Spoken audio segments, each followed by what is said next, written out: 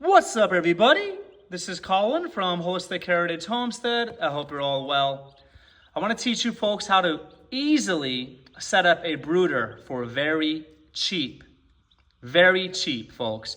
Now, there's a lot of chicken snobs out there who think you need the best of everything to get started, and I am here, folks, to let you know you do not. You can make do with what you have laying around and a small investment. Here are 24, I believe, new chicks we just got today.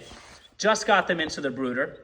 I want to give you folks some tips as well as how to set this brooder up. Super easy. I'm going to give you some tips about how to handle and take care of new chicks when you get them in. So first and foremost, when you get these chicks, you want to get them water and food, and you want to get them in the brooder as soon as possible. These chicks often travel, sometimes interstate, to get to their final pickup location. And they could be stressed out, they could be thirsty, they could be hungry, folks. Very important, if you pick up chicks, even if you're picking them up locally, get home as soon as possible and give the chickens what they need, okay? They need water, they need food, and they need shelter. So what I did as far as the brooder was I went out and I bought. No, I didn't buy anything. I got some boxes that we had from Costco. And all I did was, this is what you see, folks. I'm keeping it real simple. Okay, I'm gonna save you some money right now. I used some duct tape. I lifted it up. That's gonna give you days or maybe even weeks before the chickens can get out of this, okay? It's gonna give you at least, I would say, a week before the chickens can get out of this thing, as far as the height goes, okay? You don't need much. You really don't need much. They're not really going very far. They're not jumping. They're not flying, doing much really of anything for the first few days or the first week or so. So I would say as long as you've got, at least for the first few days, maybe 14 inches in height, and then maybe after that, after the first 3 days or so, you probably want something 20 inches or higher. After that, you're gonna want something you can put on top. Hardware cloth is great. That's what I usually do. I put hardware cloth right over. I could see through it. They have ventilation. It's great. Prevents them from getting out, and I don't think there's gonna be any predator threats here, but it would prevent predators from getting in as well, okay? And that's all I did, was I cut out the middle, and I put two boxes together, okay? And I taped them, real simple. If you notice, the duct tape I have away from the chickens. I do not want the chickens eating duct tape. If you folks have been following the channel, you know we try to avoid toxins in our food, and these chickens lay eggs, which become food for us, so we want to keep toxins away from them. We don't want them eating duct tape glue. We don't want them eating whatever the duct tape is made out of. So we keep that away from them. Cardboard is something that is biodegradable, so I'm not that concerned about that. What I use pine shavings. I use the larger pine shavings. I think they're typically called horse bedding. The one that I use is Horse Lovers Animal Bedding. We are not sponsored, but Horse Lovers, I believe that's the brand. Hey, reach out to us. We're always willing to take on sponsors. Help us out, and we could hopefully help you folks. But it's a great carbon material to use as bedding. Now, I'm not calling it litter, I'm calling it bedding because these chickens, when you get them, they're going to there's no roost here. So they're going to bed in this. They're going to sit in it, walk in it, lay in it, whatever. Here's a little thing to keep in mind. Chickens do kind of take little chicken naps. They do sleep. They do kind of just doze off. So if you see them and they're closing their eyes and they're just laying down, don't be concerned. That is normal. They're probably just resting, sleeping, doing chicken stuff. Don't be stressed out, okay? So you got to get that bedding down. Water, obviously important. Different ways of doing this. What I have right now in here is a temporary setup because, like I said before, I wanted to get them water and food and get them in their brooder as soon as possible. So I got them something for now. I will give them some better stuff, an actual a waterer that's typically made for this type of setup, for a brooder setup, probably in the next day or so. But I'm doing what I can do when I want to do it. So they started drinking the water. I give them a little container for feed here. Typically what you want to get is something called a grower crumble. You do not want a layer crumble because the layer crumble, that has more calcium and stuff, and I think that's not good for the kidneys of young chicks. So you want to stay away from that. Hey, listen, if you give them layer crumble, I don't know. They might be all right. I don't want to recommend anything that could hurt your chickens, folks. I may have done that in the past. They may have been fine. And chickens are, they're pretty much willing to eat whatever. But you do want to stick with pretty much a trusted feed for the first few weeks of life. I would say after the first week or so, you could introduce some vegetation. And you could introduce some grit for them because they do need grit as part of their digestive system. They don't have teeth, obviously, so they need the crop and the gizzard to grind up and to use small stones to grind that food up to make the nutrition bioavailable for them to digest it mechanically. So you could throw in some soil, I would say, give them at least a week, in my opinion, before you give them any soil, any grit, unless it's store-bought grit, that would be fine for chicks. But I would say as far as anything from your property, any soil, I would give them at least a week to let them build up their immune system. You want to prevent them from getting coccidiosis, I believe. That might be the way to pronounce that. And that's something that does kind of live in soil, I believe. So especially if you live in rural areas, if you have livestock, you want to keep that away from them until their immune system can handle it and hopefully not have any issues with that. So that's its own thing. I can probably do a video on that in the past. I have had at least one of our chickens in the past get that. I believe it's called coccidiosis. I might be pronouncing that incorrectly again, but it's kind of a common thing, but you want to prevent that. And you could make the decision on your own if you want to get medicated feed, which will help them not get that, or non-medicated feed. I am a fan of going all natural. I prefer non-medicated feed, but I believe this feed is medicated. That's okay. We supplement with lots of awesome high-quality food scraps and whole foods as well, and we could probably get them away from that stuff in the future, that medicated stuff. But to each their own, do your own research, make your own choices. Now, essentially what you're doing is there's no replacement for nature, but what you want to do is you want to have the brooder mimic what life would be like if they had their mother hen with them. So we do that by giving them a heat lamp, okay? This is really, really just simple. It's a red heat lamp, very cheap. I do recommend getting the protective covering because that's going to protect from fire hazard, and that's also going to protect it from burning the chicks. Typically, when you first get chicks, I mean, right now it's, I believe this might be considered summer. Typically, we're in mid-June, so typically they're gonna be fine as far as warmth. However, what you wanna do is you wanna keep this, and you could research the exact measurements, but you wanna keep this about 5 inches or so, 6 inches above where the chickens are for the first few days. Then you want to slowly raise it. So what you would do in a situation like that is I would have it lower, and then I would slowly raise it over the coming days and weeks. In my opinion, and this is just opinion and experience, folks, okay? As long as they're warm and they have access to that heat lamp, they're gonna be fine. They're going to be absolutely fine, and they will regulate. They will self-regulate. Just like if their mother hen was here, if they were cold, they would go under the mother hen. If they were hot, they would leave the mother hen and try to radiate that heat or just cool off. So they will regulate. When they're cold, they'll go under the lamp. When they're not, when they're hot, they'll go away. So you'll know just by watching them, by observing them, where you should keep your heat lamp. Very, very simple. That's going to be like $10 to $20 investment right there. And don't quote me on that. And also, I know inflation has been raising prices of many things, let's say many, or most things maybe. So I don't know if those prices are accurate. I don't remember, but it's a cheap investment, and it's something you'll have for a while. Get some extra bulbs in case they go out, in case they break or they just burn out or whatever. Something happens to them. You want to make sure that your chickens, especially in the first couple of weeks, they have access to that heat source. Okay, and as far as the food, if you notice this, okay, let me do a little close-up of these awesome chickens. As far as this, I left this open for them.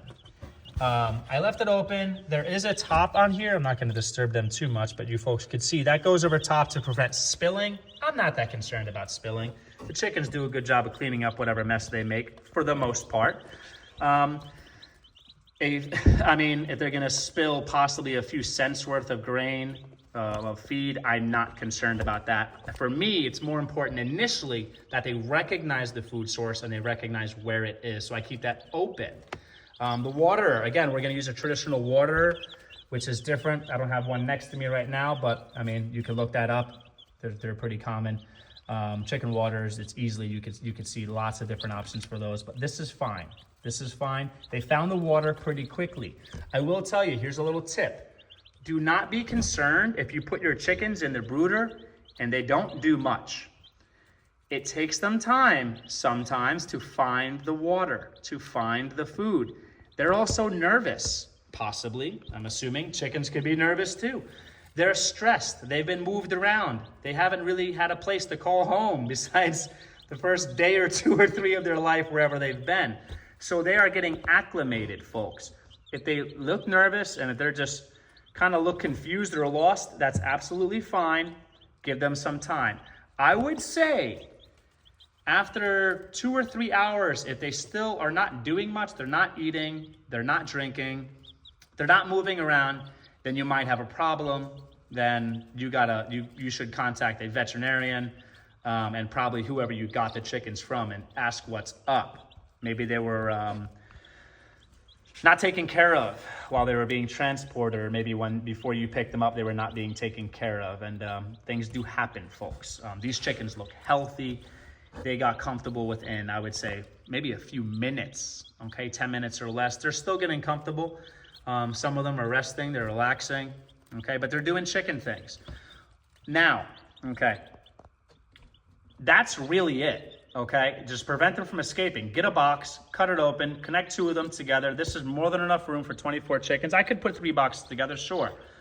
I will, as soon as I know they can regulate their own body temperature, when they really start growing feathers and they're big enough and they're moving around quite a bit, then I will just introduce them to the rest of the flock, and I might do a video or videos on that and how I might do that to mitigate the problems that might be caused with the pecking order, the establishment of the pecking order, which is a very real thing.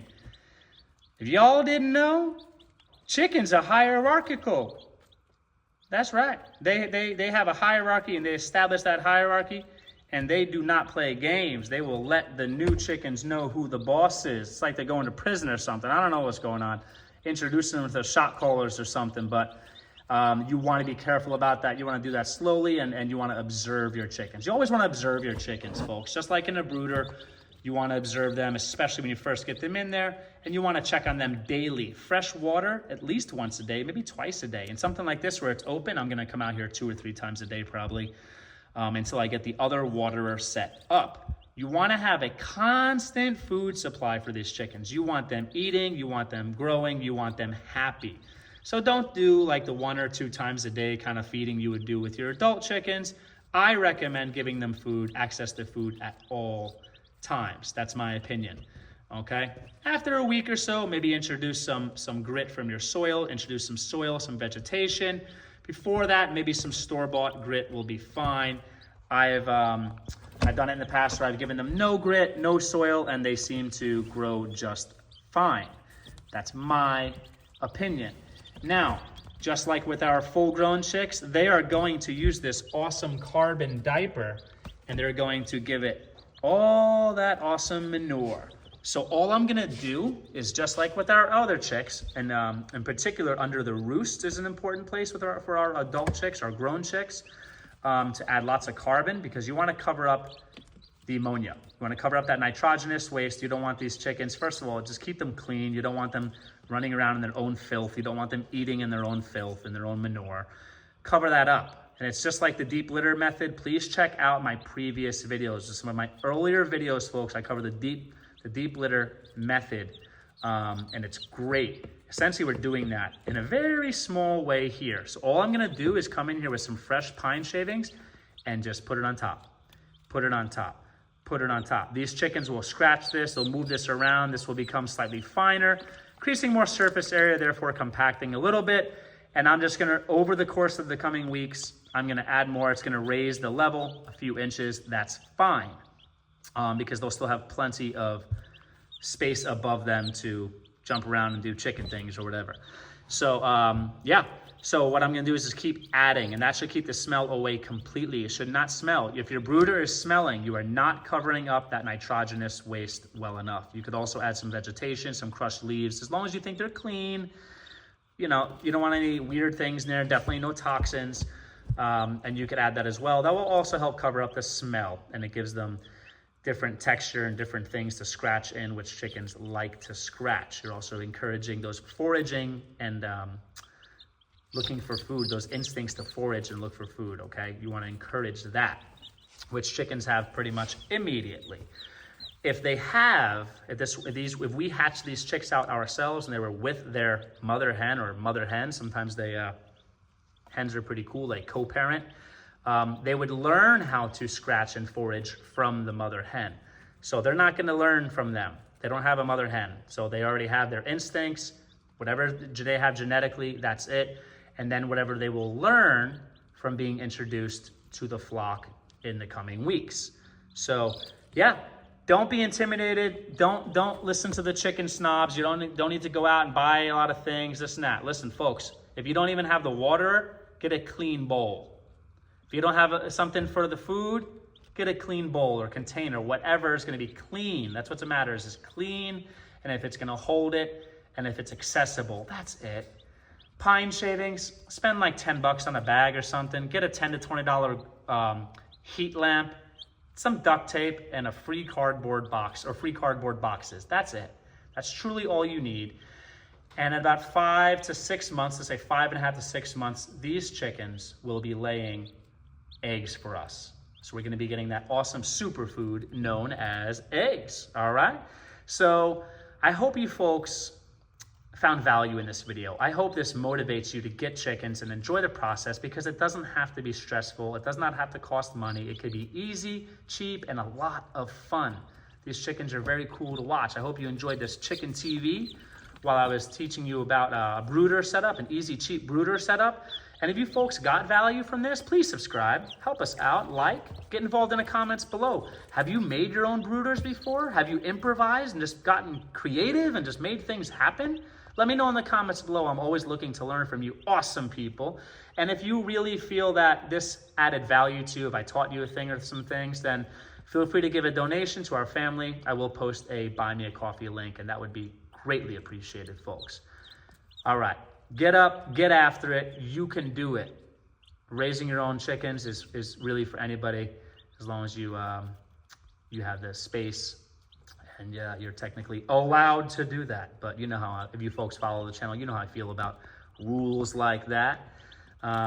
You folks be able to raise high quality food on your own in a responsible and sustainable manner to keep your family healthy. And I don't think anyone else should stop you from doing that. So again, I hope you folks really do try to give it a shot, because you can do it. And we're here to help you. Please follow our channel for all the for more information regarding raising chickens and other homesteading activities. Take care, everybody.